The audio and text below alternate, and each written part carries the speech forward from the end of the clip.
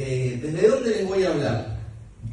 Hablaba en la previa con el doctor Saín, con la doctora Belucia. Siempre hay que darle algo práctico, ¿no? A los colegas. Los agradecimientos los dejo de Diego, perdóname. Entonces, les voy a hablar como abogado litigante, que como dijo el doctor Gileta, para ser un buen litigante hay que estudiar. Y solo voy a transmitir lo que he estudiado. Aprovecho para decirles también que en cuestión práctica hemos desarrollado una cápite sobre todas estas ideas de la reforma laboral para incluir las demandas, que la ponemos a disposición, donde cito al doctor Ares, a la doctora Ducros, al doctor Formano, al doctor Romualdi 2 veces, porque lo cito el fallo Ferrocarril Oeste, entonces lo cito a usted. Y ahora vamos a volver a lo que pasaba con la discriminación antes de la reforma. La reinstalación, dos posturas. Álvarez Maximiliano Secosud, la reinstalación por declararse nulo el despido, al final del artículo primero, que dice: a dejar sin efecto el acto discriminatorio o cesar en su realización, si continúa, y a reparar el daño moral y material ocasionados. Moral y material. ¿Bien? Entonces, tenía una interpretación este artículo mucho más abierta que los 45 bis, porque dice: se considerarán particularmente los actos o omisiones discriminatorios determinados por motivos tales como raza, religión, nacionalidad, ideología, opinión política, orientación, sexo, condición económica, condición social o caracteres físicos. Así de rápido hay que hablar para que entre todo. Pero fíjense que el no 45 bis solo los menciona taxativamente. Acá el artículo 1 dice: se considerarán. Entonces vamos a ver qué pasa con eso. Entonces había dos cuestiones a tener en cuenta. Si se dejaba sin efecto el acto, se declaraba nulo, el trabajador tiene que cobrar todos los salarios caídos, devengados y actualizados. ¿Bien? Y además, como dije recién, la reparación del daño material de los salarios caídos, pero aparte había que reclamar el daño moral. Yo me recrimino que cuando reclamé en el fallo Duarte-Wilcan, solo pedí la indemnización, que ahora vamos a ver cuál era la postura minoritaria. Porque ¿qué decía la postura mayoritaria de Álvarez con Secosud? La de Fay, Petraki, Maqueda, Zaffaroni. 4-3 la votación muy pareja, considerando quinto fundamental: el acto discriminatorio ofende nada menos que el fundamento definitivo de los derechos humanos, la dignidad de la persona, a renegar uno de los caracteres íncitos de esta, la igualdad de dignidad de todos y cada uno de los seres humanos. ¿Bien? Y acá vamos a lo práctico.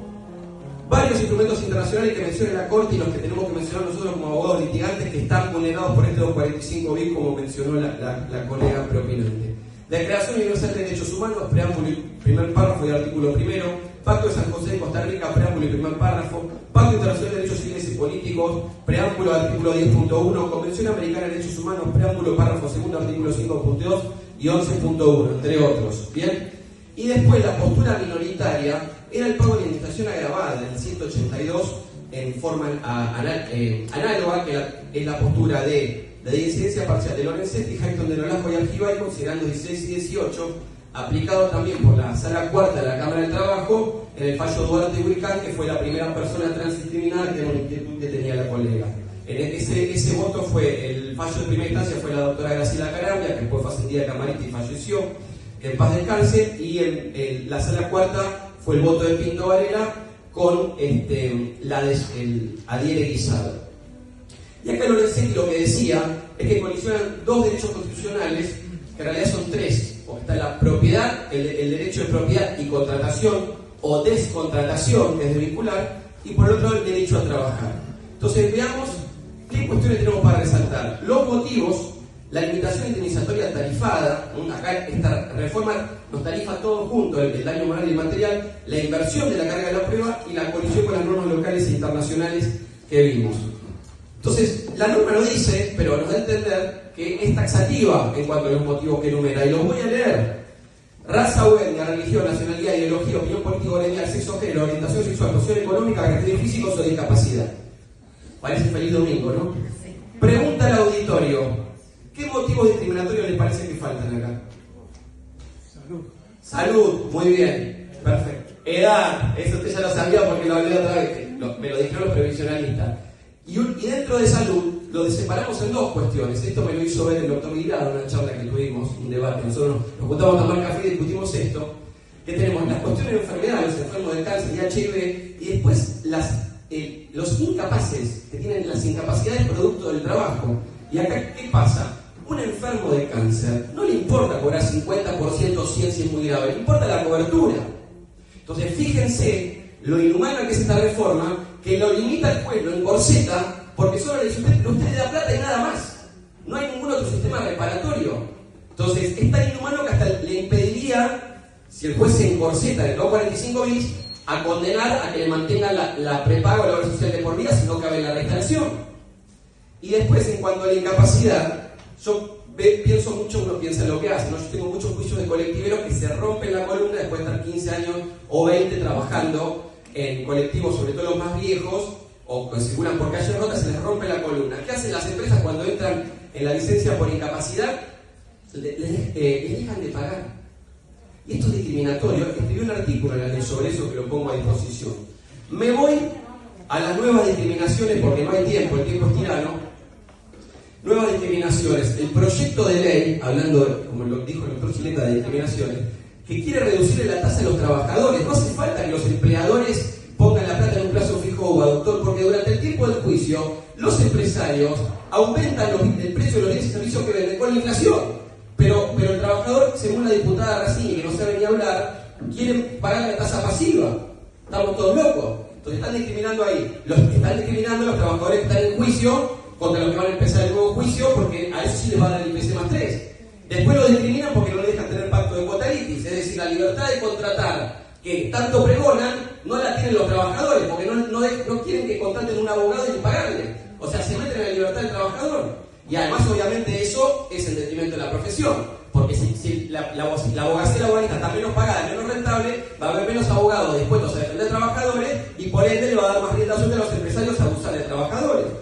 Entonces, así, en esta conclusión meteórica, me pregunto, reflexiono que como conclusión podemos observar que esta reforma laboral, lejos de traer seguridad jurídica para generar más trabajo que genuino de calidad, va a traer mayor litigiosidad, mayores costos para las empresas, consecuencias que vamos a ver en unos años cuando estemos todos un poco más viejos.